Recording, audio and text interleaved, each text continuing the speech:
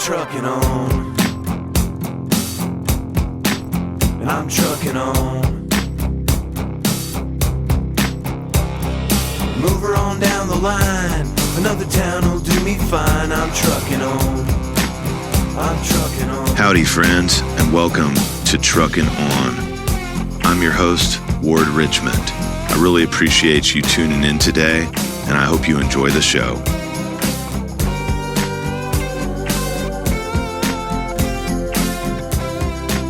Artie Gonzales. Hey. What's up, my brother?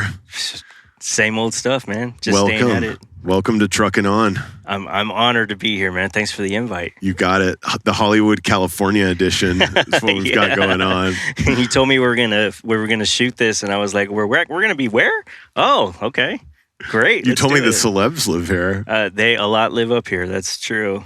Yeah, I've heard about just the really. I mean, there's movies on that feature all these houses up here, and so I've seen them, and I came out here with my children this weekend, and we just started looking at Airbnbs, and we were thinking Santa Monica to be kind of close to the beach, right. But I have a 5-year-old and a 9-year-old, so like swim, even like going out, it's not like going to the beach in Cancun or Tulum or Mexico where it's warm. I don't know if it's probably warmer now that it's 95 degrees. Yeah, the water's actually not as cold right now. Might not be, but I digress. We decided to do Universal Studios, do the Hollywood Hills. Yep. They're doing they're out running around town right now doing Hollywood things. So it's been fun. I went to Dan Tana's last night. Yeah. Have you been there? I've never have, no. But I know about it. Yeah. This Italian, it's like this classic Italian place.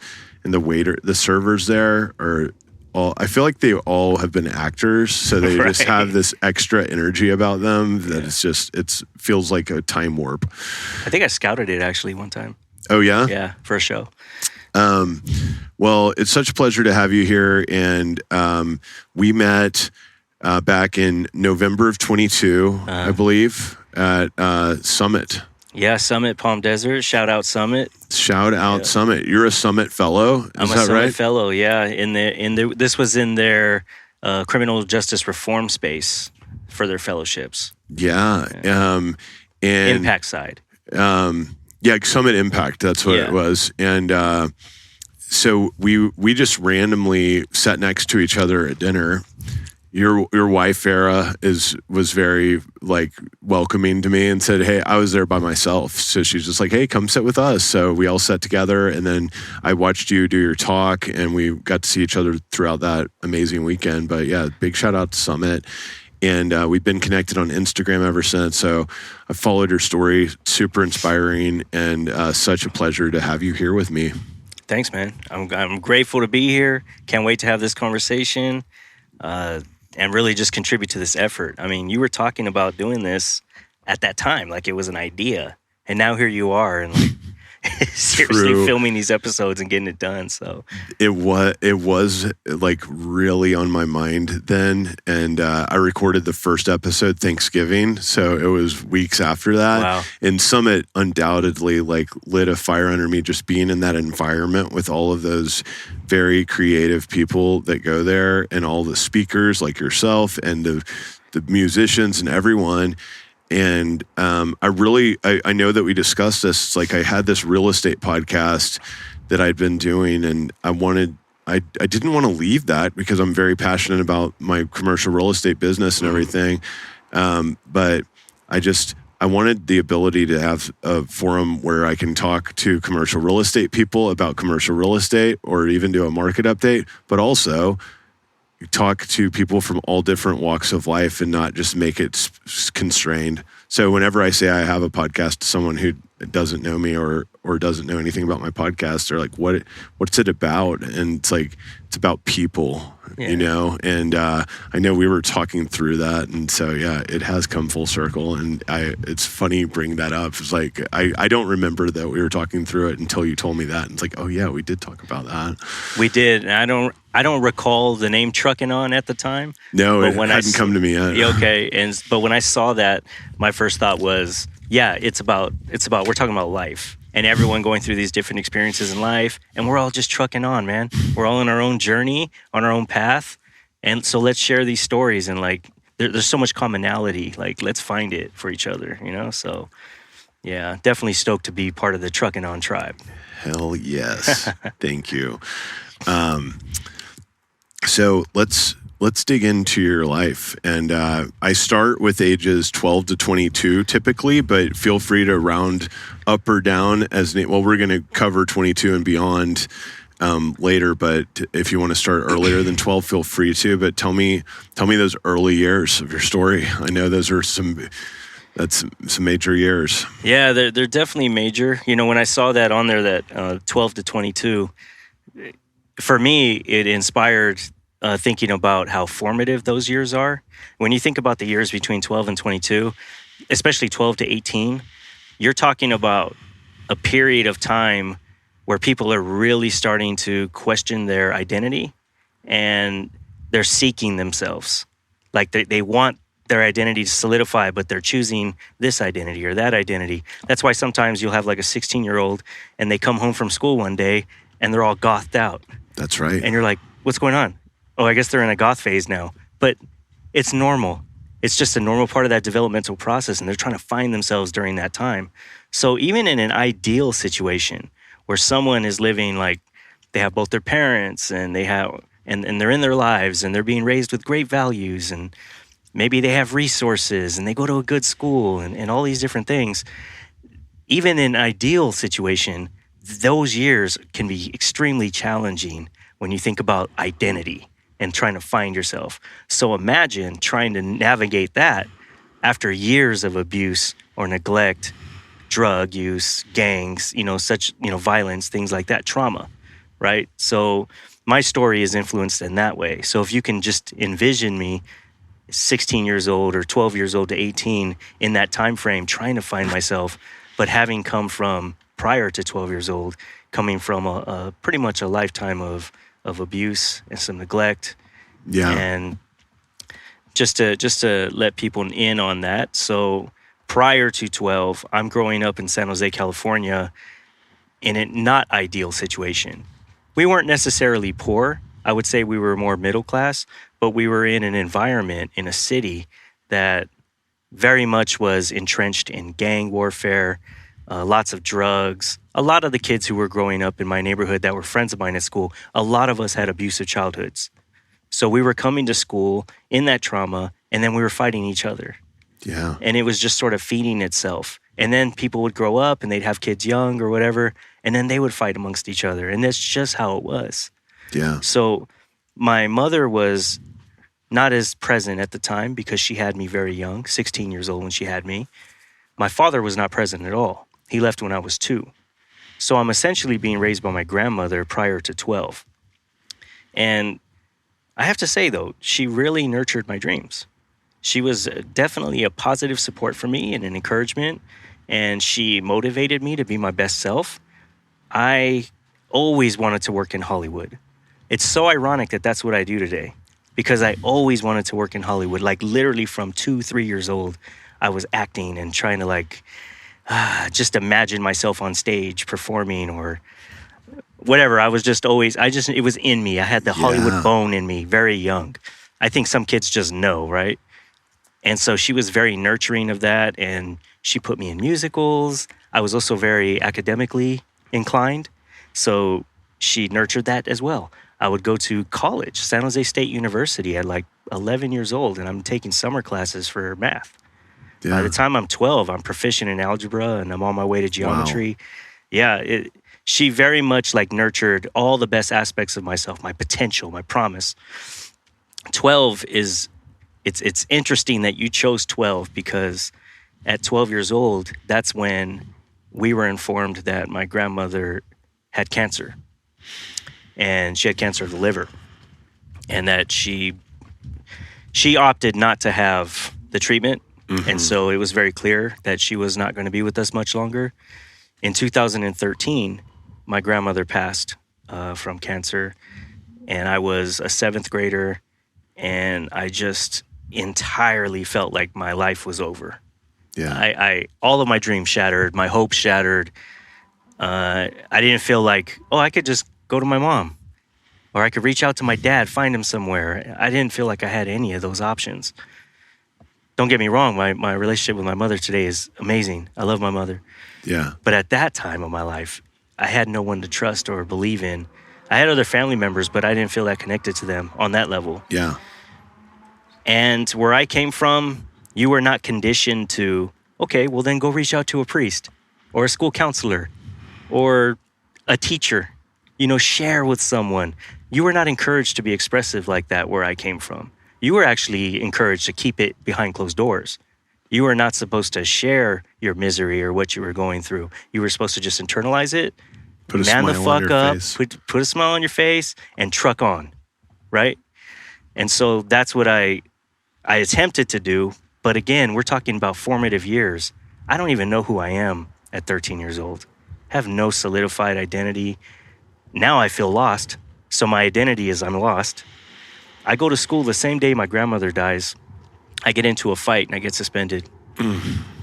About a week or two later, I get jumped into a gang. I just chose to go right out into the streets and make these guys my family. I chose to self-destruct. And honestly, it was just decisions that were made off of just the deepest of pain, and a lot of resentment for the world, for my loss. I was just a very angry child, and I had no means of coping or any way to focus that. So I threw myself right into it. That was around 13, 14. And of course, with that lifestyle, you start talking about parties, things like that. Obviously, I didn't go to school anymore. I stopped going to school. They put me into the freshman year and all that good stuff, like into high school. But I wasn't really ever showing up. Mm-hmm. I had a lot of potential still, a lot of promise. Some of my teachers did try to reach out to me and say, hey, you're squandering your promise. I don't give a fuck. Yeah. I just want to suffer. I want everyone else to suffer. And I started to use drugs real heavily. The precursor to methamphetamine, which was crank back then. Yeah. And I became a heavy crank user. Lots of PCP, LSD. When you were 14? I'm like 14. Wow. 15. By the time I'm 16 years old, I'm a full-blown addict. I'm stealing from family members. I'm selling anything of value. I'm breaking into homes, cars. Are you still in the gang? I'm in the gang at this time. And yeah. A street gang, and we're all teenagers. Yeah. Right? But definitely, they gave me the permission I needed to express what I was feeling without limits. Mm. And in a very unhealthy way, they encouraged me to do that. And they gave me what I interpreted as another sense of love or family, not realizing at the time that there's a tremendous cost. And also it's fucking false. It's not really real, Yeah. So I'm living my life that way, and by the time I'm 16 years old, I'm a full-blown addict. People are terrified of me in my neighborhood, all the neighbors, anyone in the area. I'm well known to the police at this point. So at 16 years old, I took the life of a 19-year-old during an attempted robbery. Eventually, I moved from homes and cars to people and attempted to rob this person and his friends. And during the process of that robbery, a fist fight broke out. And I ended up taking his life during that time. And at 16 years old, I was incarcerated, tried as an adult. And this is the mid-90s, so they were sending a lot of juveniles into the adult system at that time and labeling us as super predators, monsters, thugs. It was like this teenage crime wave that they were raving about in the mid-90s. And they tried me as an adult, and they gave me a 19-to-life sentence. And they sent me to state prison. So at 18 years old, my identity was convict. Yeah. Murderer, and here I am, I'm in Pelican Bay State Prison, the most notorious prison in California, and I'm 18 years old. I weigh about 105 pounds, and I'm probably about 5'2". And now I'm just on the yard with a bunch of very, very dangerous gang members and killers. They're human beings, ultimately, but, make no mistake, these guys are about the business. So That's where I was at 18, which is interesting. Were you scared? Oh yeah. I mean, it's not like, I'm showing it. It's not like I'm right. You really can't do that because it's like blood to a shark. So you're scared as hell, but there's really nothing you can do other than to just say like, I'm gonna also suppress that, right? I mean, I've had a lifetime of learning to suppress my emotions and not outwardly express them because it's viewed as weakness. So I did the same thing with my fear. And instead, I just communicated like, whatever I have to do to get through this and to get along and to be accepted, that's why I'm here. I already threw my life away. I have a life sentence. I'm gonna die here. So this is my home now. This is my life now. And I'm going to be the best fucking guy that lives this life. I'm going to be the best at it. The best at being bad. The best at being bad. I'm going to be the best gang member the state of California has ever run into. This is who I was at the time, This is how far I had gone from 12 to 18. And the gang itself basically recognized at 18, early on, they recognized that I had a brain. So everyone has varying levels of intelligence, but it's rare to come across someone who is perhaps leadership potential, someone who could be molded, which is a great thing about your podcast because you're speaking to different types of leaders, like how do you approach business? And, there are a lot of parallels to running a gang as there is to running a business. And so even though I have a lot of goals out here, I could argue that for many years, I was already a producer. Oh, yeah. And I was producing inside for many years. I was a CEO for a long time, So at 18 years old... You were a natural. You went in and just figured it out. Just figured it out. And I've always had leadership capabilities. When did you start? How old were you when you're like, how does that process look moving up that chain? You start out at the bottom, especially when you're 18, you're just a kid. Yeah. You have 40-year-olds, 45-year-olds who've been there for 20-something years. They're running the show. Yeah. Yeah. But the thing is these are intelligent men. They know what they're doing. So they have an eye for talent and for potential for negative purposes. And so they saw that in me. So instead of saying, well, we're going to fashion you into a weapon, a torpedo, and you're going to be a hit guy, right? We're talking about organized crime. So instead of becoming that, why don't we just start to groom you for leadership?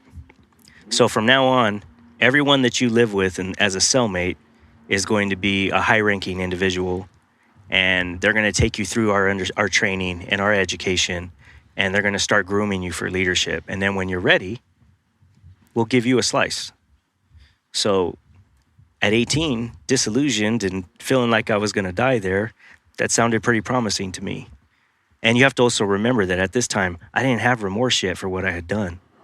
Was it a similar feeling to just like going back to your musical days or something? I did that. Yeah. And it's like, you got the part in the play. It's like, I got it. Like, I kind of like, right. Thank you for like, this is an amazing opportunity because of how your mind was at the time. I can imagine that it could have been just like, actually probably brought you a lot of joy and gratitude in a weird way. When you're grasping for straws and you're just like seeking some sort of validation, a sense of love, respect, acknowledgement, anything like that, and someone like this throws you an opportunity such as that, it feels like you're winning the lottery, and it's very defective, but it's what you've been craving. So being seen, being heard, feeling like someone is valuing you. Yeah. And that is what I went through and what I experienced. And so that's what I did for like the next few years. I lived with this person and that person and that person. And eventually, as I spoke to people, I was able to speak with their voice behind me. So if I'm telling you something, it might as well be as much as him telling you. Mm-hmm. And then what happened was, because we get to 22, it was around 22 years old when, for the first time, they said, okay, we're going to send you over here and you're going to be in charge.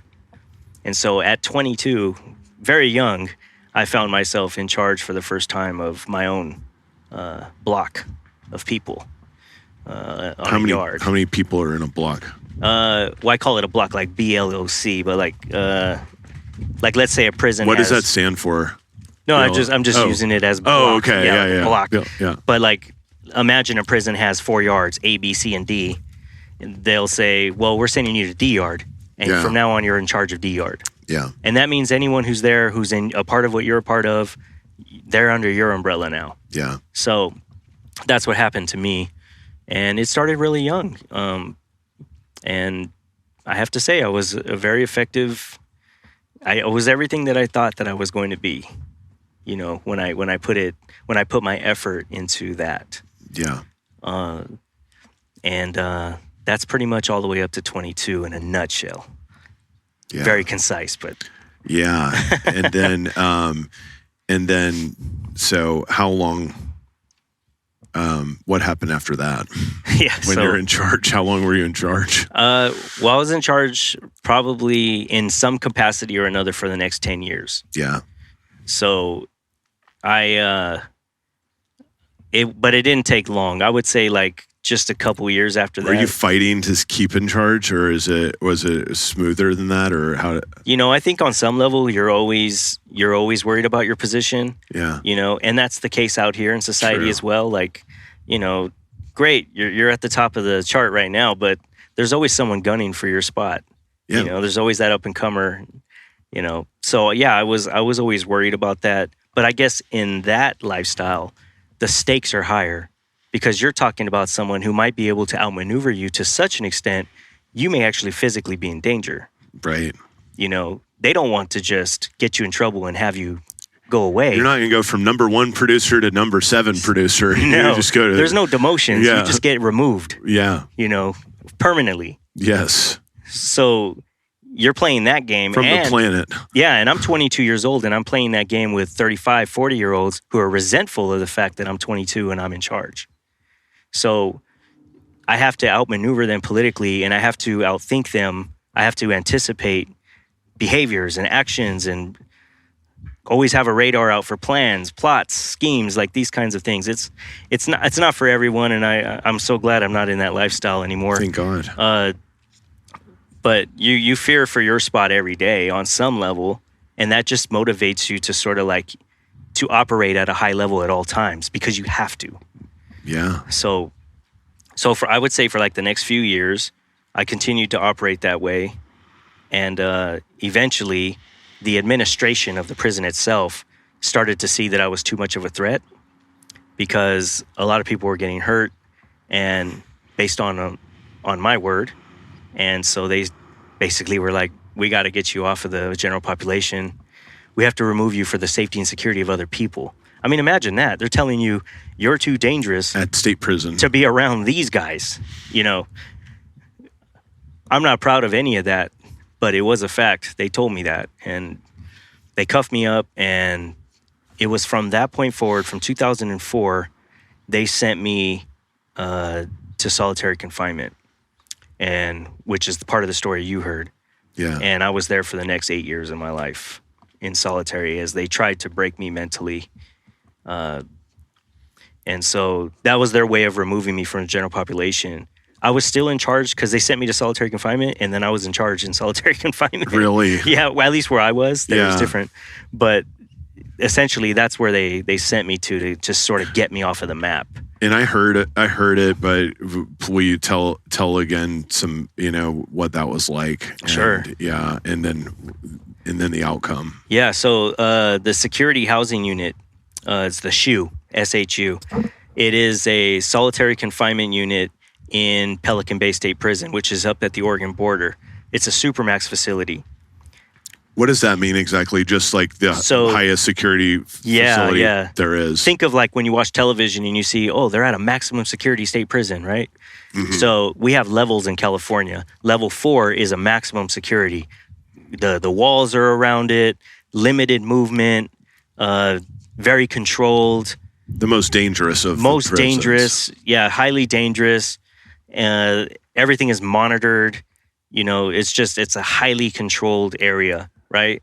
And where they sent me was what they call Supermax, which is higher than that. And that's basically where they send the so-called worst of the worst in California. And there in solitary confinement is where you will find the heads of all of the gangs. Most of them, they're not there anymore, but they were there at that time. And I'm talking about all of the gangs that you can think of that come to mind: white, Mexican, black. Are these just prison gangs, or are they like gangs that are operating outside of prison? Both. Yeah. On some level, the street is an extension of the prison, and likewise. Yeah. So it's essentially the same thing, but operating in two different ways. It's like having two different CEOs under the same company umbrella. One runs operations internationally, and one runs them domestically. Yeah. Same thing. Yeah. Wow. Yeah. So they sent me there, and if you can imagine this place, it's like it's above ground, but it feels like you're underground. So it's like as soon as you walk in, long corridors, hundreds of feet long, football fields long corridors, and off of these corridors are these little entrances that go into these little pods, 8-man cells, like 8-man, 4 cells on top, 4 cells on the bottom. Everybody's by themselves. Everyone's by themselves. Right? So 8 people inside of a pod, and each unit has like A, B, C, D, E, F, A, B, C, D, E, F, G, H. So there's 8 pods in every unit, each with a single person. So 64 people per unit. Yeah. And that's where you live for years. And those 7 people that live with you or around you, that's pretty much. And you're talking to each other. Yeah, this facility. There's no direct human contact. You'll never touch another human being.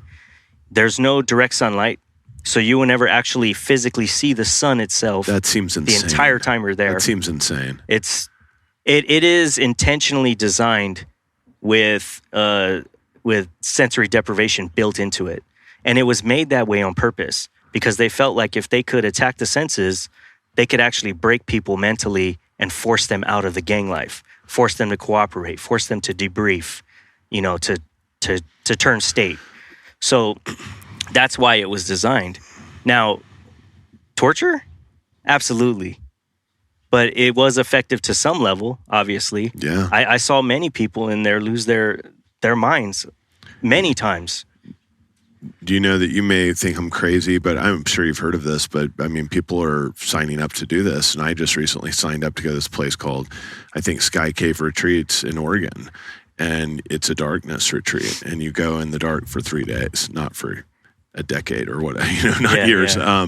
But you do it in a way to basically, it puts you in this extreme meditative state because you disassociate from everything just doing it for 3 nights, that can create spiritual awakenings, changes in behavior shifts, help with depression, anxiety, and all these things. So that, I believe it releases like DMT because your body thinks that it's starting to die, so you start shooting, the chemicals start going off in your brain thinking that, and that releases some new heightened levels of awareness. So to a certain extent, that's why people like me are paying to go do this, to try to, and I don't know if I'm going to go through with it. They actually have a waiting list till 2024 to go do this this crazy shit. And, so I might wimp out, but I signed up anyway because I was like, well, I can at least I can procrastinate till 2024 and see if I still need this. But I honestly, we were talking earlier, I don't know.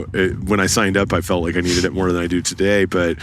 I know people that have benefited from it. So go tell me what did that start? Did you start seeing changes? I will say this: that experience I actually think would be beneficial, and it's the intentionality, and it's also the container that we're talking about. You're showing up in a safe space where it's meant to induce a heightened level of awareness or consciousness. It's meant to take you inward. Right? Yes. I feel like there's a lot of great benefits to that. Whereas where they sent me, it was punitive. It was punishment. It felt like punishment. It felt like you were being detained in Guantanamo and you were being tortured, as any other suspected terrorist would be treated. So there is a difference there, going into the darkness willingly and being pushed into the darkness as a forms of breaking your spirit and your mental. And so essentially that's what they tried to do to me. I'm obviously here. I made it out. But it was not without trying or encountering a lot of obstacles, mental.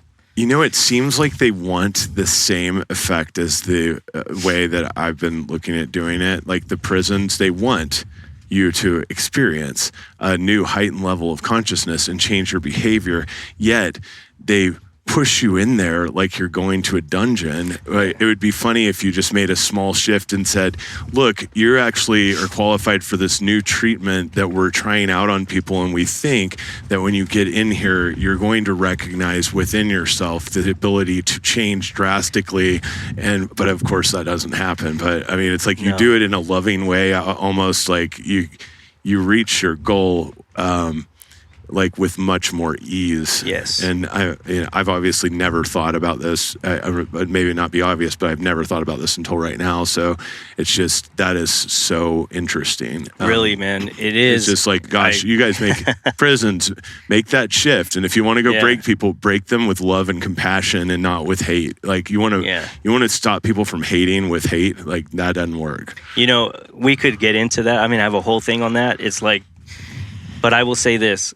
The reason I'm here today successfully, and I'm not the only one, there's hundreds of us out now that were ex-lifers that did a long time. There's a reason why we turned our lives around and why we decided to make the change. And it had nothing to do with the punishment. And it had nothing to do with the bars and the glass and the torture and the confinement and society calling us animals and monsters. It was in spite of those things. It was the incentive. It was an incentive that we had to find for ourselves, which was, I want to be a better person. I recognize what I've done. I have to hold myself accountable. The problem with society today is that we lock people up and we throw away the key and we call it accountability. We're holding them accountable. But that's a myth. And in practice, it actually doesn't work. You can't hold anyone accountable. Now, you can rule or hold that I am responsible, and you can lock me up for the safety of other people out here. But accountability is a purely internal process. I have to hold myself accountable, just like a system, a larger system, government, for example, must hold itself accountable. No amount of voting or posts or tweets are going to ever hold any corrupt system accountable. We can hold that they're responsible for the ails that society has, but only they can hold themselves accountable. And so that's what happened to us on a micro scale. We came to these realizations, and then we made life shifts that corresponded with holding accountability. That's the only reason why I'm here. Because the thing is, and I tell people this all the time, once you know a thing, you cannot unknow a thing. Mm-hmm.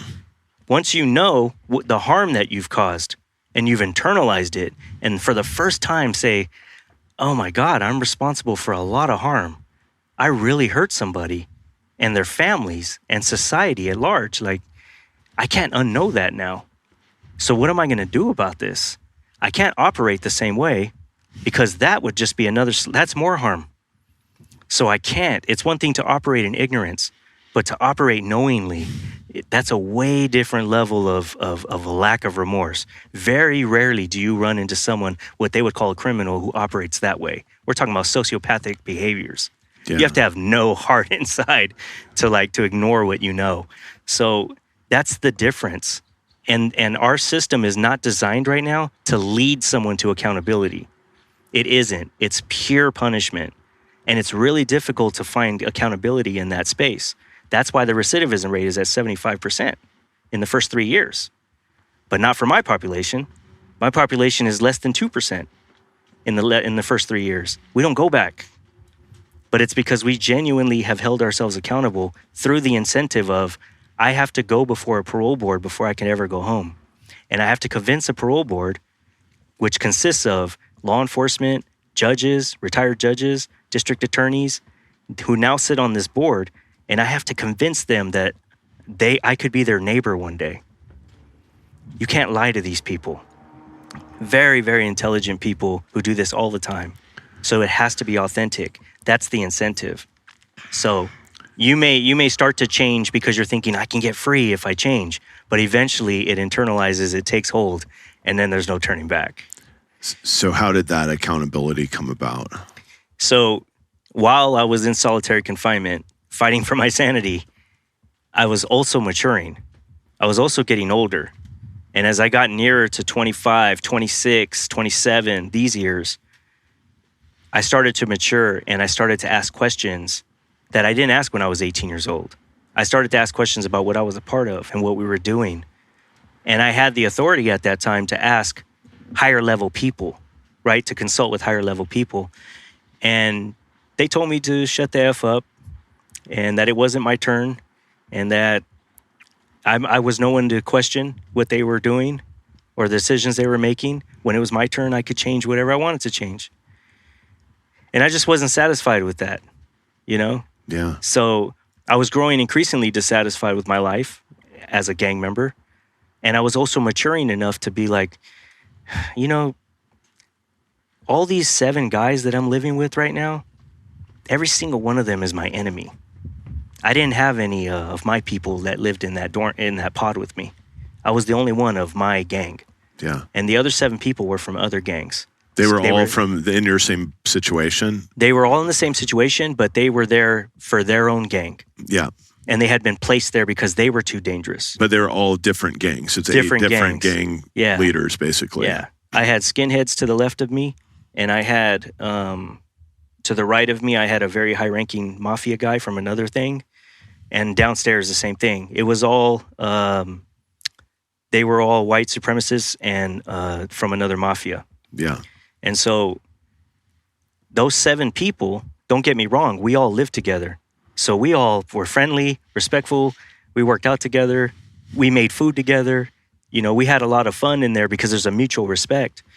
But as I started to mature, I started to look at my neighbors, even the white supremacist that was next to me. And I was like, I know so much about this guy's family now, you know? Like, I knew his story about before he became a white supremacist. He didn't come in like that. He wasn't even raised like that. Yeah.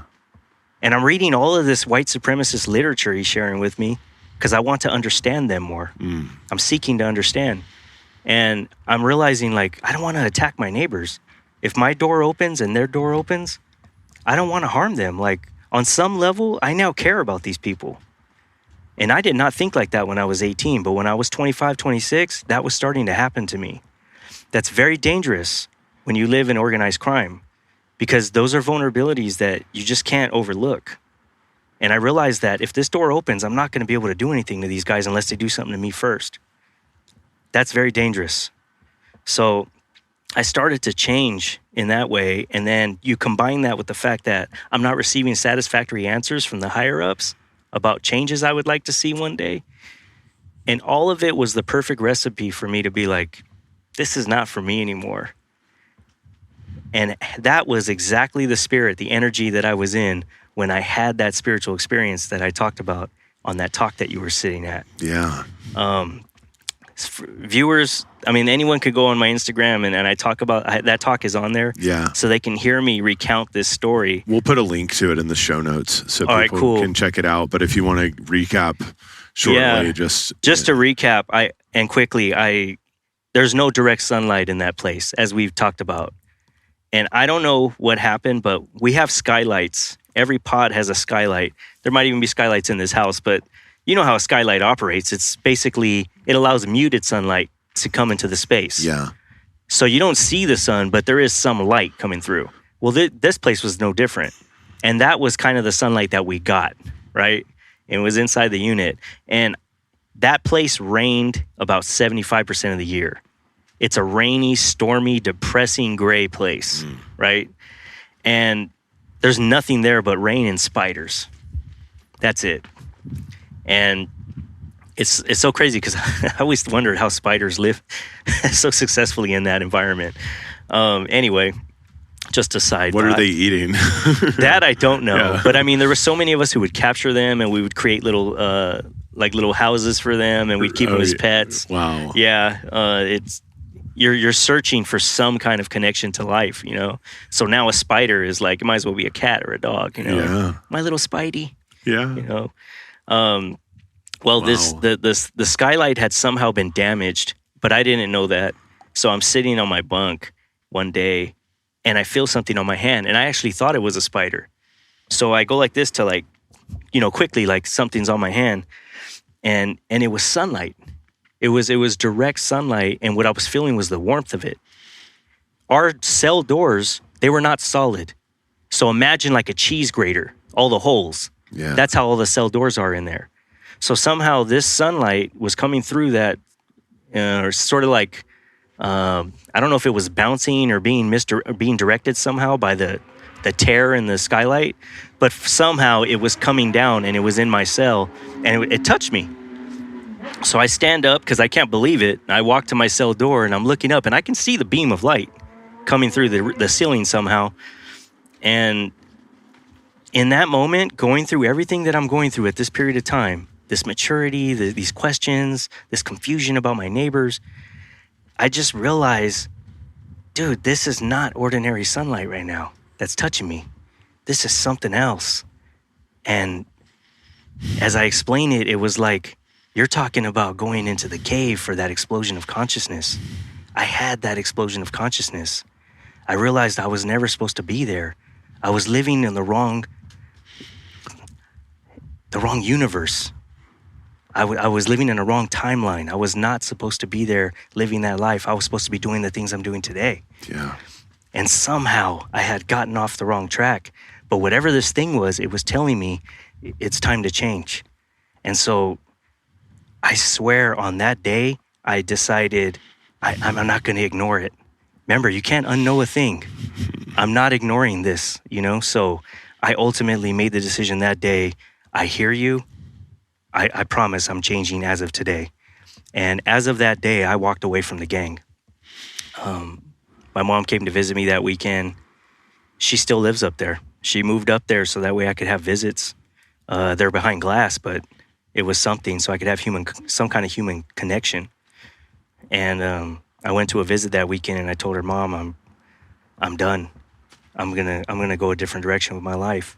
And I remember her telling me, are you sure? Why don't you just go back to your cell and think about it a little bit? she was like, lost your mind, Artie. Yeah, are you sure? I mean, because even she, this is the only way she had ever saw me for so many years. So to think about like me walking away from all of this, even my mom was like, are you sure, dude? Do you want to think about it? I was like, no, Mom, I'm leaving. And I don't know what that looks like, but it starts now. And that's what happened. And so that's what I did. Yeah, 32 years old. And when you felt that presence of, can we say God? Sure. Yeah, or source or whatever you want to call Yeah. call it, the power that be upstairs. Did it release? You feel like the fear that was associated with the departure. Mean, you had to have had some, but it's just like, well, I'm just trusting this intuition that I've been gifted by the universe, and I'm gonna listen to what it says. We talked about this before. I haven't never really talked about it on here, but I've had a similar type experience, not all of the other stuff, but with my substance issues, where I've felt such a presence that really recently, and it just is undeniable in my mind. And the messaging I got, funny enough, was stop using mind-altering substances. Keep your mind pure and clean. And if you don't, fuck around and find out. Fuck around and find out, dude. I'm like, I'm fucking good. I'm good. Let's move on. Yeah. And that shit's, I don't need it any longer. It's not obviously very different, but yeah. So, I mean, when you... And whatever you believe. When you tell me that, like, I'm like, yeah. I know about it. Like, I've felt that, and it's a beautiful thing, and it's a scary thing. It's terrifying, but it's also so empowering. But yeah, I think it's empowering when you listen. It is. It is highly empowering. Terrifying if you don't. It's terrifying if you don't. And there's also a lot of uncertainty. So when you walk away from your entire identity, you really are nothing. You're a blank slate, but you're just trusting that whatever was guiding you at that moment has you in hand. I have to use the word. It's faith in a sense. Yeah, it's love. And it is. It's a very love, which ultimately, if we're talking about love, if we reduce trust down to its basic essence, trust is love. Yes. right? So I feel like this is what I experienced. And although they kept me in solitary for another 2 years, just because of who I was, the first 6 months were very, very confusing for me because I did not have an identity anymore. All I had was that moment. And I didn't know who I was. And I didn't know the things I know today. I didn't know about the spiritual path. I didn't know about balance. I didn't know about Alcoholics Anonymous, Narcotics Anonymous, 12-step fellowship. I didn't know about any of these things. I didn't know about cognitive behavioral therapy. I didn't know that we might be living in a fractal holographic universe, right? Yeah. We may be in 11 dimensions. I didn't know about any of these things at the time. So I was very confused and I was just grasping for straws. And I reached out through a pen pal service for AA, Alcoholics Anonymous. And I got lucky. My sponsor, he ended up becoming my sponsor. His name's Vern Kritz, South Carolina. He writes me back all the way from South Carolina to California and says, hey, I hear you, brother. I hear you. Let me show you another way. And I threw myself into recovery. That was the basis of my starting to rebuild myself, recovery, to recover. The actor, the kid that loved his grandma, the mathematics student, the loving, compassionate kid that always wanted to help others and in spite of what I was growing up in, always wanted to be of service. He started to help me rebuild that part of myself and get reconnected with my emotions and my feelings, things that had been cut off by the gang. And I owe him so much. He's no longer with us. He died shortly after I came home in 2015.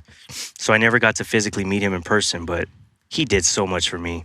And he put me on this path that it's just incredible, man. This started in 2010.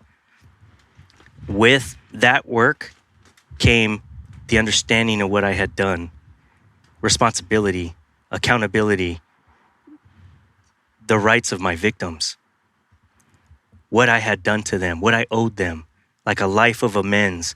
All of this came from that process. The way that I live my life today in reverence for and respect for my victims and their families, they'll never know what I'm doing, but I do it for them anyway, because that's what I owe to their son, to their brother. And it's the debt that I still owe to society. People think when you get out of prison, I paid my debt. Nah, man. You don't have to continue to punish yourself, but the debt, it doesn't have to be a cash transaction. It doesn't have to be one single transaction. It's okay to operate from a position of debt, especially if it's in the impact space and you're trying to actually change lives, help people. Let that motivate you, I just had to separate self-punishment and get into a position of, nah, man, I'm only doing what my victim would have done if he was still here. The life he would have lived and the lives he would have touched. His love. That's what I run on. That's what I operate on, partly. He's a part of me. But all of that came from that early process of recovery. 2010. In 2014, I'm 36, and I go to the parole board, and they grant me parole. Incredible. I had not even been involved in the change like that for that long, but it was such a night and day from the first time they saw me years back. They couldn't deny it. And then whatever touched me that day, I really feel like it was there with me in that moment. It played a role, no doubt. It opened the door for me, and I've been home since 2015, and I went right into the film industry where I've worked for the last 7-8 years. What was your first move when you got out? Did you go to a restaurant or? Oh, well, my first day was good and bad, but I wasn't expecting to encounter as much PTSD as I did. Oh. Yeah. So my first couple weeks to a month were very hard. I didn't realize that the sounds of society, the smells, the people, the sheer size of it, I didn't know would make me feel so paralyzed and scared. Yeah. But when you come from such a controlled environment for so many years, especially all those years in the hole, it's just very shocking to the system. Wow. So I remember crying in the car and just being like, what's wrong with me? Like, I'm free, but I'm so scared of everything. Why am I so scared of everything? And I started to see a therapist, and they just told me, like, you can't plan for PTSD. You didn't even see it coming. You know? So I've been in therapy ever since. I've on some level. I've never even thought about that. I think like when you haven't gone through that, you see movies and you're like, get out of prison. Like, I'm like, what restaurant did you go to? You're like, wow, wasn't hungry. Well, I went to a Mexican restaurant to You answer did? your question. Okay. Yeah. I had the Hopefully it carne was- asada and some rice and beans. It's delicious. That's good. That part that's was great. good. Yeah. But man, that is eye-opening. So thank you for sharing all of that. And let's get into what you're doing now. Cool. Yeah, the good things. Yeah, man. Then those were all good things that led you, in those final years out of there. But I know you're making a huge impact now. So did you move to LA shortly thereafter? I came directly to LA, having never stepped foot here a day in my life, and just started to build from there. I started out at a transitional housing facility called Amity of Los Angeles. They're located over on 37th and Grand. And I was there for the first 6 months of my freedom. They scaffolded me. They put me in more groups and helped me to adjust and acclimate. I had a lot of mentors. Good program. Great program. Yeah, great program. I'm family with them to this day, supporting them, speaking for them, whatever they want. Yeah. Their family forever. But they helped me to get on my feet a lot. And while I was living there, it was like month 3, I'm working at Walmart, stocking shelves, my first job. I'm working at Walmart. I'm taking driving lessons. I'm 37 years old and I'm taking driving lessons. I didn't know how to drive. You never did. So I had to learn how to drive, and I was like the oldest guy that school's probably ever seen in the history of driving school. And I'm learning how to drive, and like 3 months out, somebody brings to my attention that there's a program called Manifest Works, which is where I was at before I came here today. Oh, really? Yeah, Manifest Works, and they take system-impacted people, and they train them for positions as production assistants in the film industry. And I was like, what? Film industry? And he was like, yeah. He says, just a foot in the door. I said, no, it's not a foot in the door. It's everything. If that's where you've been your whole dream, your whole life, And he's like, but it's not acting. It's like behind the camera. I don't care. You don't understand. Like, this is Hollywood. This is the industry that called to me from childhood, So I thought that dream was dead to me, and it turns out it wasn't. He tells me about this opportunity. I go online and apply. I go to the interview, and I get in. And so it's a 12 Saturday program. Back then, this is like January 2016, early on. And like week 7, I get my first job offer from a production designer who designs music videos. And shout out to Alex Delgado. He was the very first person in the industry to give me a job. And he was production designing a Jennifer Lopez music video. And it blew my mind. We were in the backlot at Paramount. I had never been to any of these places. They were just fantasies in my brain. And now I'm 3 months off of a life sentence, and I'm on the back lot, and I'm Greeking Pepsi bottles so they could use them in the music video. You're Greeking basically means, because of copyright, I can't use Liquid Death in the music video, but I can cover it, and it could be like Liquid Life. Yeah, you know what I mean? Yeah. So you're removing the label for hours, basically. right? I didn't have any skills yet, so they were like, "Hey, Artie, why don't you just sit here and do this?" So I was like, "I don't care. I'll do whatever you want. I'll eat trash, whatever you want me to do, as long as I don't have to have a pet spider." Yeah, exactly, I'm good. Man. So it was the best 14 hours of my life, and I have never stopped working since that day. Did you meet J-Lo? I did meet J-Lo. Very briefly, during lunch, we would walk by each other. I said, hey. She said, hey. Yeah. I found her to be very, I see why she's energetically, pulls people in. Magnetic. Yes. Yeah. Yeah. But she was very kind as well. Very nice. Wasn't off-putting or you can't talk to me. She wasn't like that at all. That's cool. Yeah. But I was starstruck. I was like, well, this is crazy. I can't believe I'm here. And so that was my first job. I stayed in the music video world for a while. I did John Legend and Fergie. And it was around that Fergie job where it was going to be 5 days at Paramount. Yeah. And I'm working at Walmart and I'm hating life. You know, I'm not going to lie on any podcast about Walmart. It's a terrible place to work at. Stocking shelves. They don't honor or care about their employees at all, as far as I saw and felt. And so I was like, you know what? I don't have a car yet, and I don't even have an apartment or anything like that. But if I stay here, I'm just giving myself permission to fail. And my motto is, you do not give yourself permission to fail. Get in that water and swim. Truck on, man. You know what I mean? Hell yeah. So I'm going to get in this water, and I'm going to force myself to make it work. And that's what I did. I quit my job in the middle of my shift, walked to the bus stop, and took myself back to Amity, and I went to that Fergie job and turned that into 8 years of a career so far. It's amazing. I was a production assistant for 3 years, and then eventually in 2018, I had the opportunity to go into the union as a 399 Teamster working as a location manager. So now I scout for TV shows and movies, and then I manage locations once they're picked by the director. That's so cool. So, crazy, dude. My cousin was the production designer for Entourage. Oh, that wow. series, and he's like, you know, I think he's probably in his late 40s now, and I got to hear about that job from him, and I know he did some Empire, he did, but yeah, doing Entourage, I think he had to have been like 30 years old and doing Entourage. I was going to say, it's very young production designer for that show.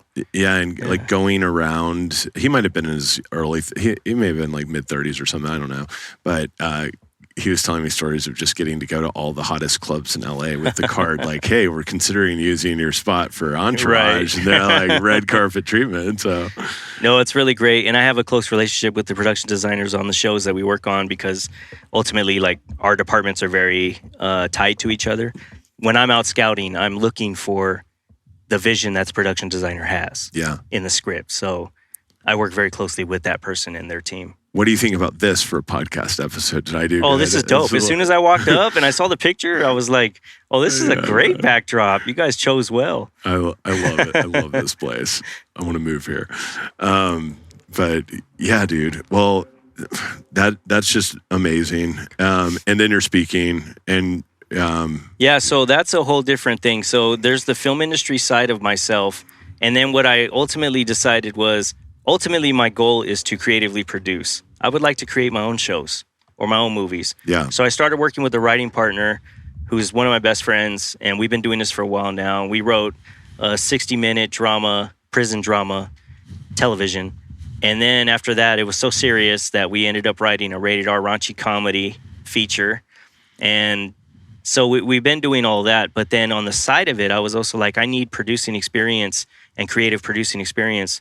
So I started to think, how could I combine my passion for filmmaking and my passion for the criminal justice reform space? Like as an ex-lifer, all of the wisdom and the lessons that I learned in there, you have to understand, they call it the California Department of Rehabilitation, right? Yeah. But rehabilitation is very much lacking there. It's more than it was, for sure. But it is lacking in the sense of, the sentiment is not really the way that it's embodied by staff. Yeah.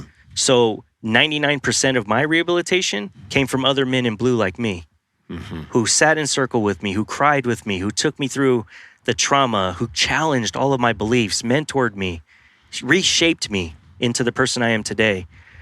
Those guys are the reason why I'm here today. That 99% right there. But they gave me so much. But yet there's so many of them that are still inside that I left behind. How do I share with the world what they taught me to influence others out here in a positive way? And so what I decided was, I want to create something that brings you into that experience. And so I decided to create something like this, like a visual podcast series called Lessons from a Lifer. Yeah. And essentially Lessons from a Lifer would be me sitting with someone who's not formerly incarcerated and having conversations around deeper issues, deeper subjects like trust, love, your belief systems, things like that. Imagine having a thought leader sitting here speaking to an ex-lifer about brain science and the way it works. And then you're like, oh yeah, that's interesting because when I was a lifer, blah, blah, blah, blah. And you're having these conversations. And really what you're doing is you're building a bridge between my people and yours, because you're going to find a lot of commonality in these conversations. And a lot of viewers are going to watch this and they're going to be able to relate. And suddenly I'm not as scary as I once was. And if I'm not as scary as I once was, neither are they. So I realized that this could be a very powerful medium to actually transform the way that people, like, shape their perception of how they view incarcerated or formerly incarcerated people. So I started to develop that out a little bit. And I ended up shooting an episode with a guest named Leon Ford. And that went really well. And then I also started writing a book by the same name, Lessons from a Lifer. So I'm writing that right now. And how's that going? It's great. Writing a book is challenging, but it's great. I mean, you're basically pouring yourself out onto the pages. And I didn't reliving stuff too, right? You are. Yeah, you're kind of a time machine sometimes. And I didn't want to write like the typical memoir that a lot of guys like me write who come home. I'm sort of like, I don't want to be like everybody else. Yeah. I've always been like that, you know? So I didn't want to write like the classic memoir either.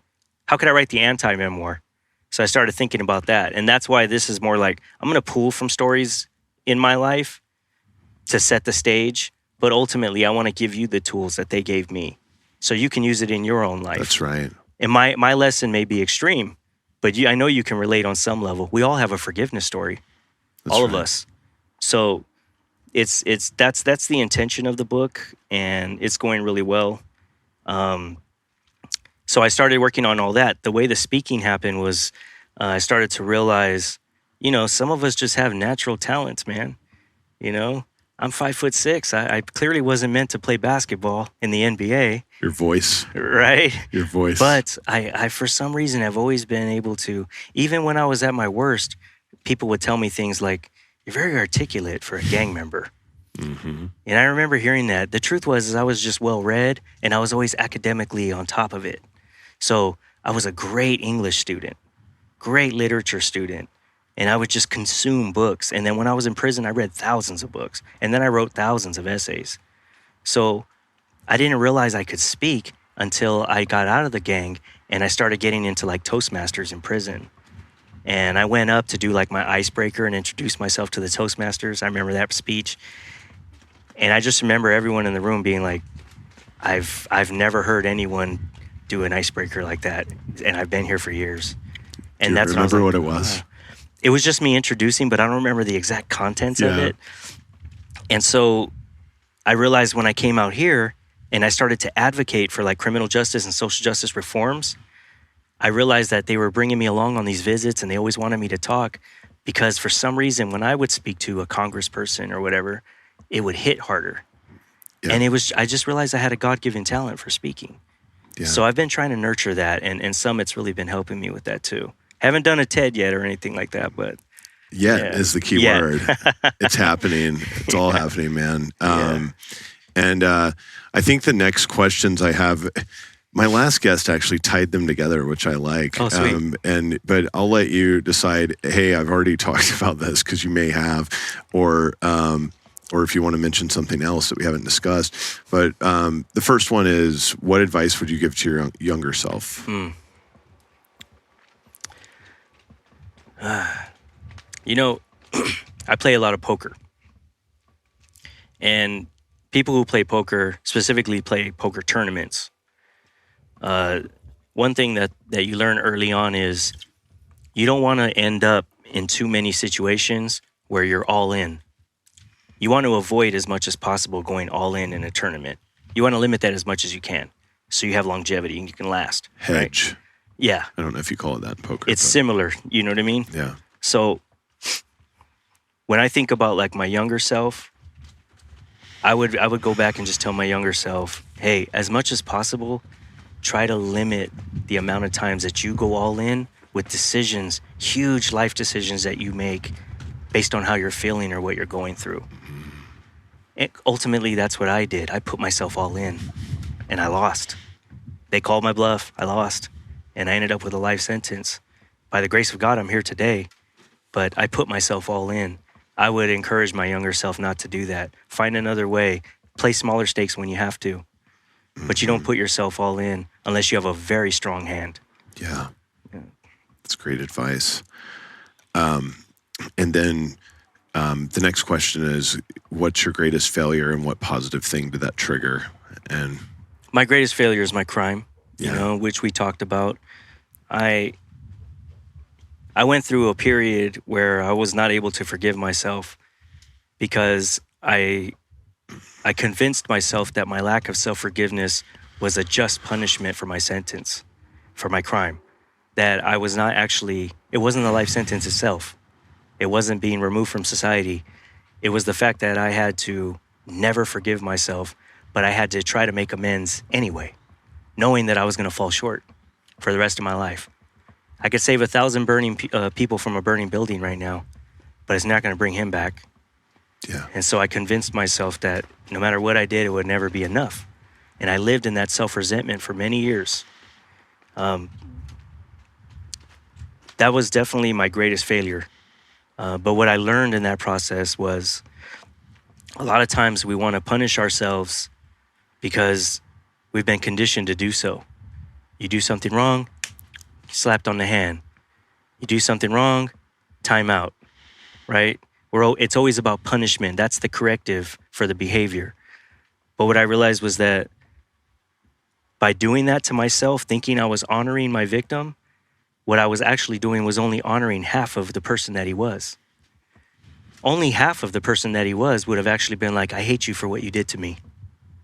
The other half, the one that his family loves so much and misses so much, the loving son, the star that was never born, the guy with all the potential, the amazing human being that this person was, even that side of him would not have hated me. The higher self. There's always a side of ourselves, the higher self, that is forgiving and loving in spite of it all, and compassionate. By punishing myself the way that I was not actually paying the full debt. Because to pay the full debt, I would have to also honor his compassionate side, the side of him that forgives me. What would he want me to do? How would he want me to operate and show up in the world? That's how you pay a debt. Yeah. And so even though he was my greatest mistake, he was also my greatest teacher. I'm only here today because I chose to start operating based on that side of who he is. And I take everyone like that out here. And you know how it is out here. You run into people that are just, it's a very compassionateless. We live in a society that is highly lacking in compassion and empathy. And it gets worse the more that we have, with the influence of social media and the more isolated people become, the more self-centered people become. We sort of crave that loneliness, that isolation. Mm-hmm. But all it does is it just pushes us apart from one another. And then we have less compassion for each other. Lots of times people get in car accidents and people just drive right around them. They don't even stop and ask if they're okay. But there was a time, a long time ago, where that never would have happened. Somebody would have pulled over and, hey, you all right, buddy? You need help? Remember those days? Yeah. Because we were kids when they still had days like that. Yeah. And I mean, I think simultaneously, though, like to your other point, all those people have the light in them. They do. It just hasn't been accessed, or that is why you it. still meet them there. And you got to go help people access it. Yeah. And you're doing that. It's my greatest lesson. My victim taught me that everyone has that side, even the person that would just step right over you and keep on walking. That's right. Even they have it. So you honor the entirety of a person, and you also meet people where they're at, and also the side of them that they're not showing you, that compassion, the side that has compassion and love. Know that it's there. It's there somewhere, and it might be buried so deep inside it may not ever show its face, but it's begging to be shown. Yeah. I think it's sitting in there saying, wake up, listen to me. We all have trolls, right? Sometimes, you post something on social media and someone will jump in and they'll be like, oh, you're scum. I'm not going to believe anything you say or whatever. And I always respond the same way. If I do respond to a troll, it's always, I love you. Yeah. I love you, man. Yeah. No hate at all. Yeah. No matter what you throw at me, I love you. Yeah. Yeah. That's a great tactic. Yeah. I don't think you understand how deep it goes, man. That's kind of how my approach is. But I learned that from the greatest mistake of my life. Yeah. Thanks for sharing, Artie. Yeah. Now is my rapid fire round. I'm trucking on. See if I have answers for all these. Yeah, let's see if you do. And it's pretty fast. So I'm a big fan of the morning ritual. I think the last couple of guests have actually said, I don't have morning rituals. I have nighttime rituals. The night owls do. But do you have a morning ritual? I do. It's different out here than it was in there. But out here, what I've been doing is I like to wake up an hour early before I actually get out of bed. Yep. And sort of allow myself to just wake up, come back to myself. As much as possible, I'm self-talking with very positive thoughts. I start my day off most mornings. If I remember, I try to remember diligently to have some warm water with lemon and just start my system out correctly, just detoxing the liver a little bit and just sort of prepping my body for anything I put into it that day, and just try to give myself the best start. So that's kind of where I'm at right now. Give myself an hour, recenter, and then get that lemon water going. Yeah, there you go. I need to do that. The lemon water. Yeah, but I'm a big fan of the recentering. Do you meditate? I did a lot of that when I was inside. Out here, I haven't been doing it so much. It's just been more like I think about the structure of my day, but also I'm self-talking like, who do I want to be in the structure of my day? Yeah. Today you're going to show up, man, and you're going to touch somebody, you're going to help somebody, and this is why you're here. That's right. You're doing that right now. Thanks, bro. Do you have a favorite hotel? So, because of my history, I was thinking about this. I actually haven't been to many places. Like I'm gonna go to Mexico next month. We were talking about that, and it's the first time that I'm actually ever leaving the country and using my passport in all these years. I've worked so hard that I haven't really given myself the opportunity to travel. And now that the film industry's down, I just have some time. So I'm going to do that for the first time. And I say all that to say I don't have a lot of that experience. Yeah. But I've scouted a lot of places. Right. And there's a hotel in downtown LA called the Biltmore. Oh, yeah. And it is incredible. It's my favorite hotel in downtown LA. I love to scout there. I love being there to film there. It's just so classically beautiful inside. The chandeliers, it's the mahoganies and the dark wood and it's all that. And then when you go into the rooms, they're like these small suites, these old school, takes me back to like the 50s, 60s, before my time, but a better time for many people. I love that time, yeah. I love the music from them then too. Yeah, it's just great. I mean, you pull up to the valley and you just feel like you're transported, so I would say the Biltmore. I went to school in Providence, Rhode Island. They had a Biltmore there, and it was the same vibe. Oh, nice. Okay, I didn't know that. Vibe, yeah. I don't know if they're related or not, but that sounds like they might be. Yeah. What about your favorite restaurant? Oh, that's a good one. I think right now I would have to say there's an Italian restaurant called UOVO. It's in Los Angeles. There's a couple different UOVOs. Yeah.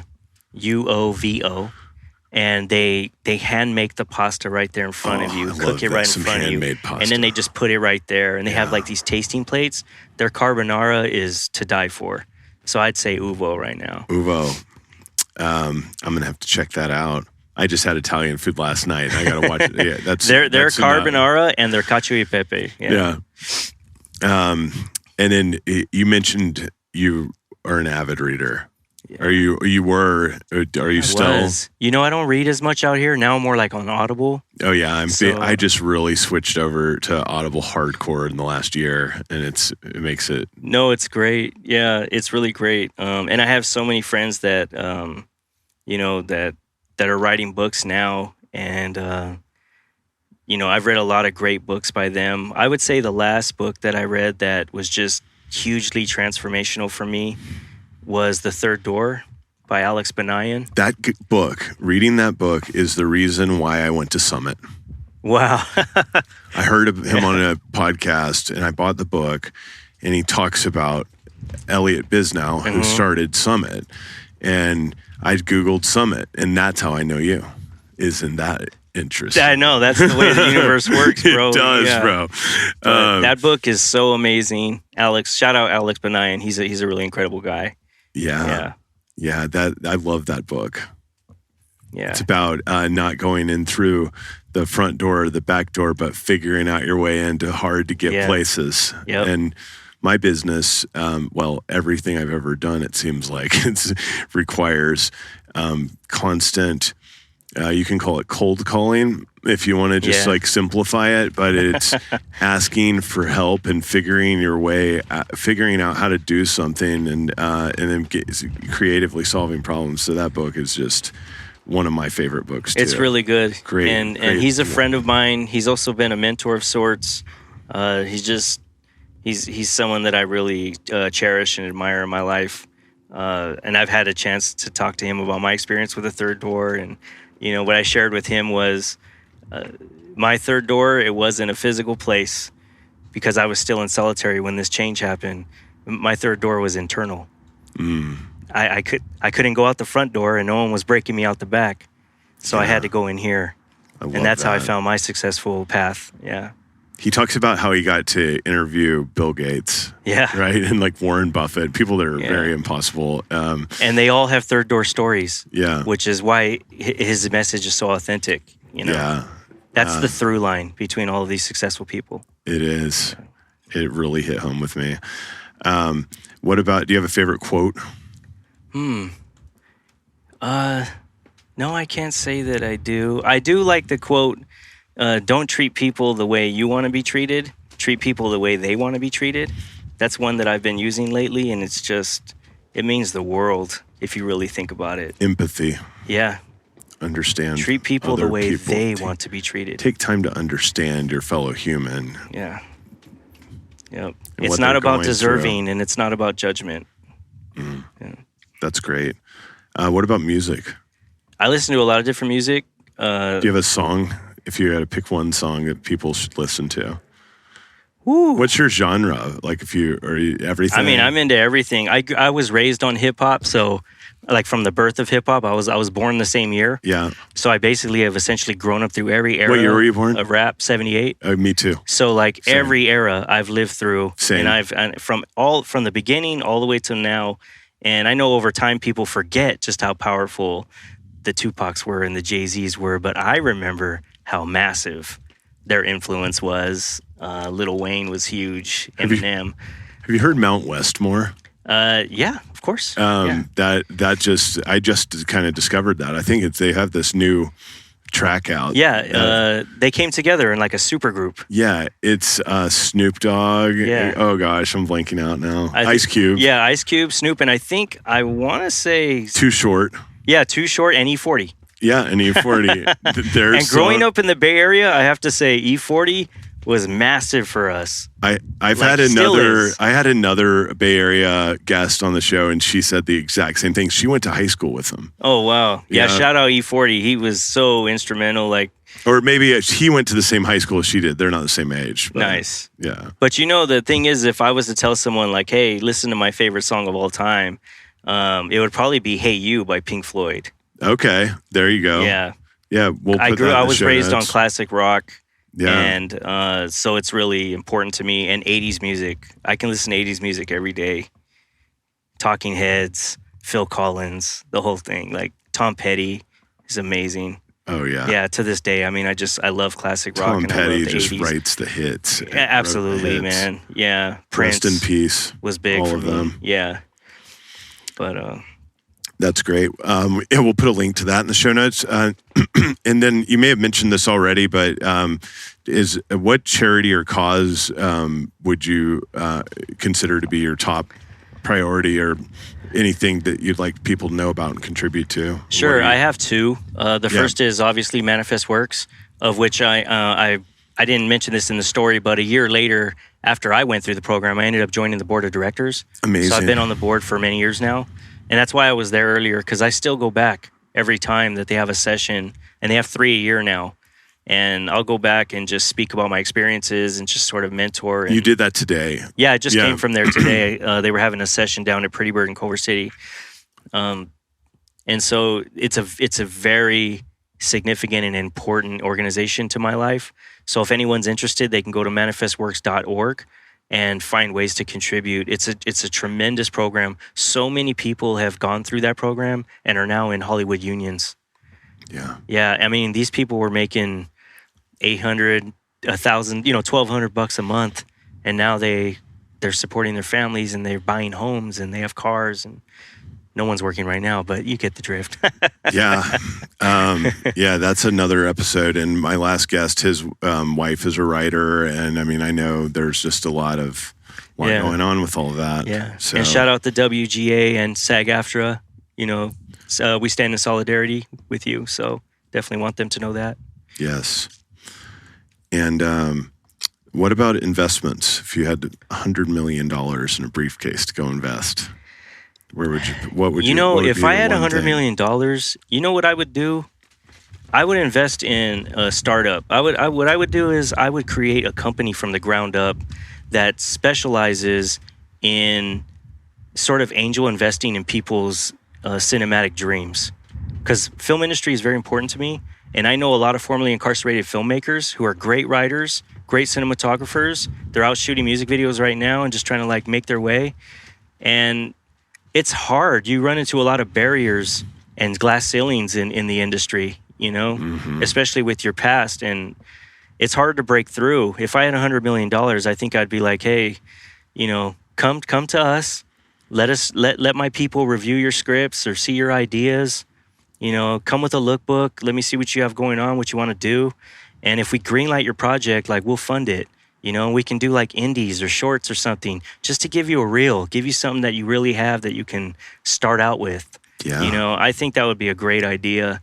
One thing I encounter in this space is I encounter a lot of allies who are well-meaning and well-intentioned, but not necessarily inclined to actually get involved. Mm-hmm. I support you. I love what you're doing, but it doesn't mean I'm going to give you $5,000 or $10,000 to your fiscal sponsor. Yeah. So if I had $100 million, I'd just give it back to the people, man, and invest in them. So Yeah. yeah, and of course, maybe get myself something nice. You better. And then what's number one on? It might be your book, but what's number one on your bucket list vision board for 2023? 2023 is my book, and it is also, I want to do a 15-minute short on my life, sort of my visual business card. Yeah. Just like a mini doc on who I am and, all this story that I told you now. Maybe go up to San Jose and show you where I lived and where the crime happened and kind of take you through the trajectory. Maybe even drive up to Crescent City and show you Pelican Bay and just kind of take people through where I've gone through and where I'm at today. So I'm focusing on that. I do have a fiscal sponsor, so if anyone's interested, I'm fundraising and it's all tax write-off. Now that I have a fiscal sponsor, so it's great. They don't have to donate specifically to me directly, which is awesome. Yeah. So, yeah. Well, be sure to shoot me an email with everything, and I'll get it to Jose, who puts it in the show notes. Great. Links to everything so Yeah. people can help. And then where do people find you? They can find me on Instagram at the Artie Gonzales.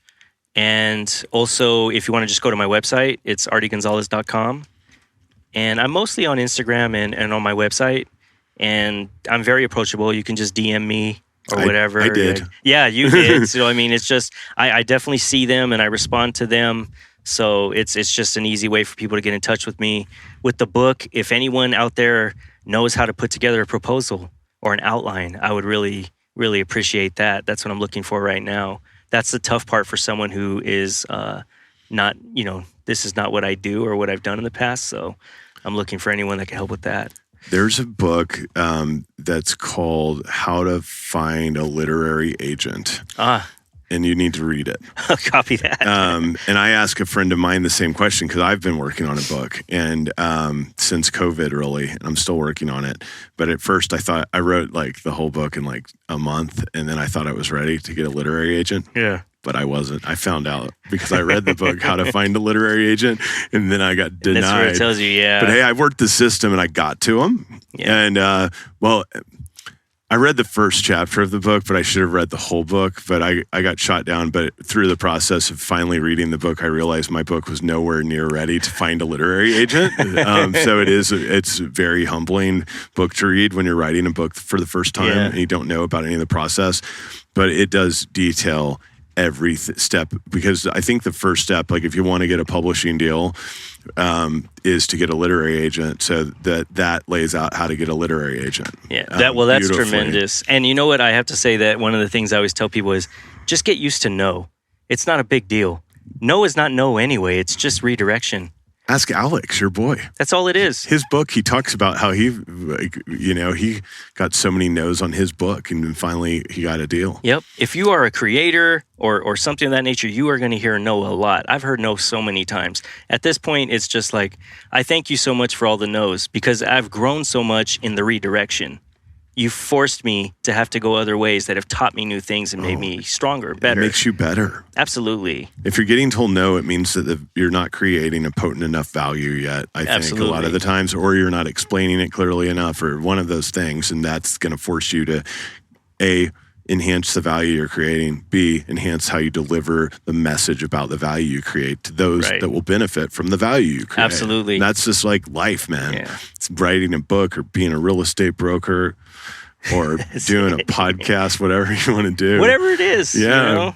You know? The last thing on my vision board, I'm hoping at the end of this year, if everything goes well, towards the end of the year, maybe in the fall to the winter, that I will take the next step in my speaking evolution and hopefully start to do a lot more like professional speaking in a circuit. So as you should. Some bricks have already been laid on that path, so, and some seeds have been planted, so let's see. I'm trying to water them, so we'll see if they blossom. But if anyone's watching this and they have speaking opportunities, colleges, I talk to youth all the time, so it can be anybody. Just reach out to me, hit me up while I'm affordable. That's right. Not for long. Artie, thank you so much, my brother. Thanks for sharing everything. You dropped so much knowledge today. Thanks, bro. And the love you bring that surrounds you is very, very strong. And man, you're a bright light, and I'm just honored to know you. And thanks for coming over here. I appreciate your friendship, brother. Love you, man. Thank you. Being part of Trucking On. Yeah, let's go. Trucking On, man. Let's do it. Welcome to the family. I need someone to help me find a brand new attitude. I need someone to lend me a little bit of latitude. I wish someone would tell me what the hell I'm supposed to do. Then the voice in my gut kicked me in the butt and said, I'm the only one you need to listen to. Then my soul told me I'm the only one to listen to. And I'm trucking on. I'm trucking on. Move her on down the line. Another town will do me fine. I'm trucking on. I'm trucking on. I tried to run away like a freight train with no track. I tried to escape like a convict leaving Alcatraz. I prayed every day for a cachet I could never have. My bad decisions catalyzed the best ideas I've ever had. Bad decisions catalyzed the best ideas I've ever had. And I'm trucking on. I'm trucking on. Move her on down the line. Another town will do me fine. I'm trucking on. I'm trucking on. Yeah.